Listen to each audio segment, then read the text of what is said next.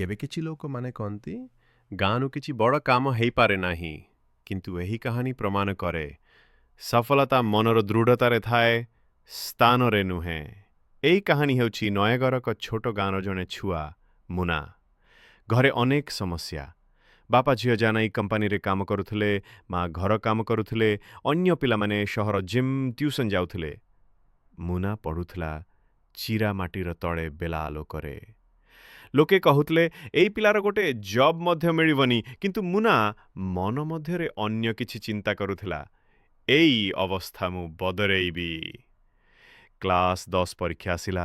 ସମସ୍ତେ ଦେଖିଲେ ମୁନା ଚୁପଚାପ ଭାବେ ଉତ୍ତମ ପଢ଼ୁଛି। ପରୀକ୍ଷା ଫଳ ଆସିଲା, ସେ ସାରା ଜିଲ୍ଲାରେ ଟପ୍ କଲା। ପିଲାମାନେ ଅଛି କି ବଡ଼ମାନେ ମଧ୍ୟ ତାଙ୍କୁ ସ୍ନେହ କରିବାକୁ ଲାଗିଲେ। ତାପରେ ସେ ଗେଟ୍ ପାସ୍ କଲା ଏବଂ A80ରେ ଭର୍ତ୍ତି ହେଲା। ସେ ଏବେ ଏକ ବଡ଼ କମ୍ପାନୀର ଇଞ୍ଜିନିୟର। ମୁନା ଏବେ ତାଙ୍କ ଗାଁକୁ ମେଳାଦିନ ଫେରି ଆସନ୍ତି, ଜଣେ ମାନ୍ୟତା ମିଳିଥିବା ବ୍ୟକ୍ତି ଭାବେ। ତାଙ୍କ କାହାଣୀ ଦେଖି ଅନେକ ଗାଁର ପିଲାମାନେ ପଢ଼ିବାକୁ ପ୍ରେରିତ ହୁଅନ୍ତି।